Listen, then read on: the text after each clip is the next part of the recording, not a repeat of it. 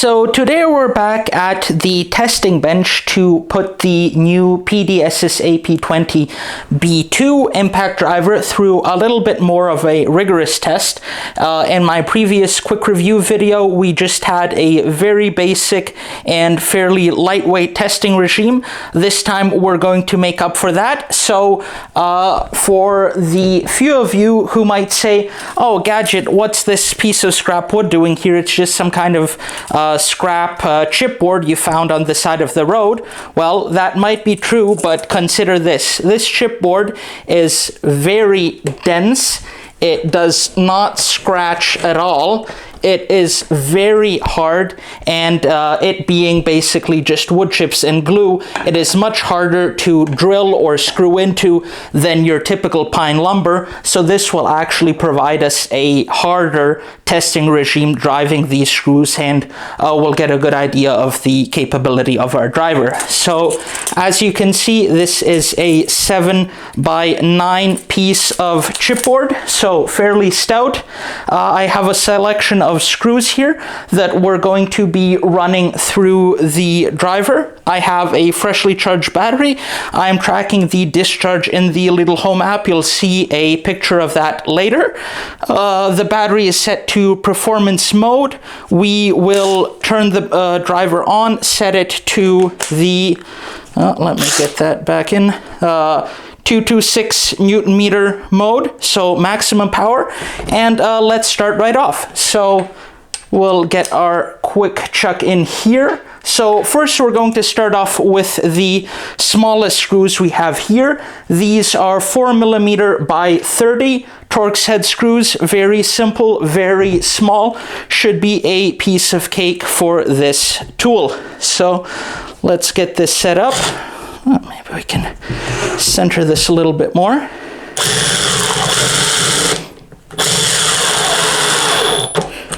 And there we go. So it goes in. Can try some slow speed action here just to get it to drive. So you can see, even going slow, we're not getting any overcurrent cutoff. We're able to drive them precisely and easily. So let's just have a couple more of these. As you can see, going in nicely, going into the impact mode, driving them deep. Let's see if we can get more depth. Okay, and as you can see, this one just spun out of the wood. Maybe that's an effect of the chipboard, but definitely an effect of the torque of the device itself. So one last small screw. As you can see, perfect, and no controllability problems yet, at least with the overcurrent. So let's switch to the 5mm by 50 Torx head screws. Let's see if I can get a decent angle here for you to see what's happening. There you go. I'll try and drive another one in here. There we go. Almost lost our lighting fixture there. As you can see, we're able to drive them quite deep into this chipboard. Let's get another one going here. So starting off slow, we get penetration into the wood. There we can see the overcurrent but this is really slow speed. Anytime I get any decent amount of speed going on the trigger, we don't have a problem driving the screws, and you can see they're penetrating quite deep into this dense chipboard. So there you go. So no problems at all driving the 5mm screws. So let's switch out our quick chuck to our adapted setup here. So we're going 1/4 inch drive to a 1/2 inch adapter, and we are going to, okay, simpler said and done. So we have our 10mm socket here. Now we're going on to the hex head. I believe these are 6mm by 50s. So let's get positioned on here. Whoop.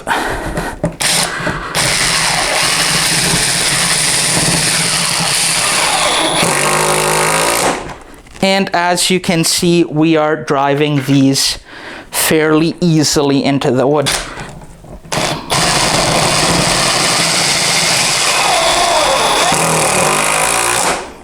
There we go. And let's do another 6mm one.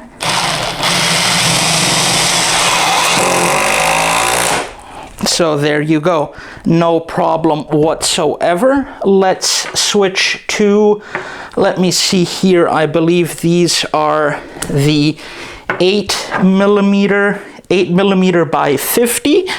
So let's just switch our adapter. 8mm by 50 screws now.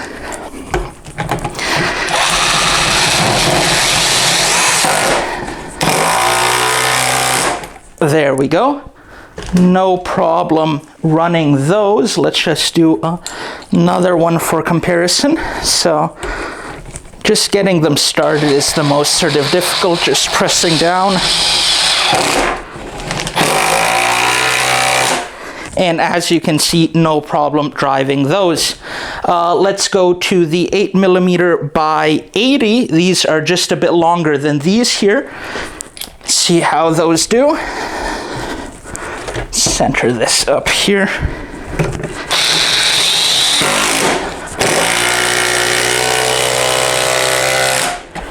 So there you go. We have our 80mm ones going in, no problem. So let's try the next size up. Now we're going to the big screws. I don't think anybody in their right mind would ever really try driving screws this big. These are 10mm by 50. So on the box, the tool is advertised as, I think, M13 or M16 max. I think this is getting to the borderline capacity, but let's see it out. We're still set to maximum torque mode, and let's see how this goes.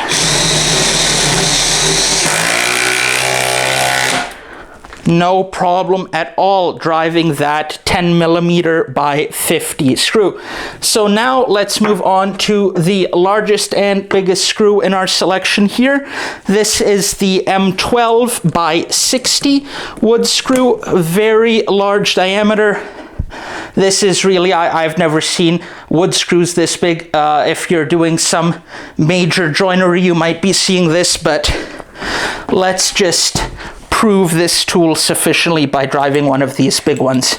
This is a 19mm hex, so let's give it a go. There we go, penetrating into the wood fairly quickly. And there you have it, folks. This chipboard has finally come a gutser. It is broken into multiple pieces, and it just goes to show the power of the new B2 version. It is definitely a monster that will serve all your needs. I mean, M12 by 60, you're never going to realistically be driving something like that with this tool. So let's get down to the garage and test this on some wheel lugs. So here we have our at least half-year well-corroded on wheel lugs. So these were torqued to 120 Newton meters some time ago. Now they've been driving on the salty, icy roads of Central Europe, so they should be fairly well stuck. So first we're going to try the PDSSAP 20B2, the new version with 226 Newton meter maximum torque. And then for a quick comparison, we're going to compare it with the green impact wrench, the PSSK 20A1.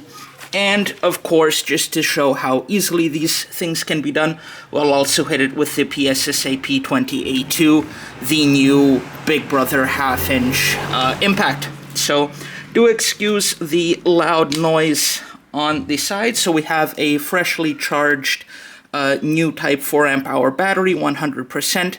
You'll see the discharge data out of the little home app. I'll be recording this in parallel. So let's first activate it from sleep mode, switch it into the maximum 226 Newton meter mode, and let's have a go at these wheel lugs.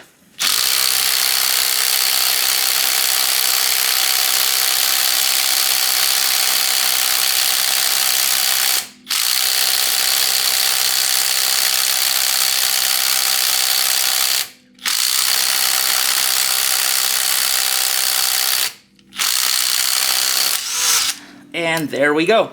So it certainly took a while to break these. They are definitely more tight on there than the initial 120 Newton meters I torqued them at. So definitely a good amount of work for the little impact. Definitely getting warm on the impact head. This is kind of borderline capacity for this tool. So let's switch it out to the blue version. We won't be needing our adapters for that. And we'll also set it to the maximum torque specified on the green version, which is 400 Newton meters. So let's have a go here. And boom, here we have our lug nut. Let's just try another one just to make sure this wasn't a fluke. Okay, that one was a little bit tighter, but as you can see, came off fairly quickly. And let's just show off the amazing performance of the big beast here. Let's just get this friction ring on, find our battery, and let's just set this to its maximum level 11 power setting of 1356 Newton meters and show how this is done. So, right direction, and boom, that lug nut is off. So, as you can see, certainly possible to work on the car with the newer small wrench. When properly torqued and not super corroded, certainly will be able to break those nuts loose, but it's just going to take a couple of extra ugga-duggas to get them out. And of course, we would be remit to reinstall our bolts. So let's reactivate, set it to the standard 120 Newton meter setting, which should be perfectly adequate for these aluminium wheel hubs. Let's take our lug nuts here, and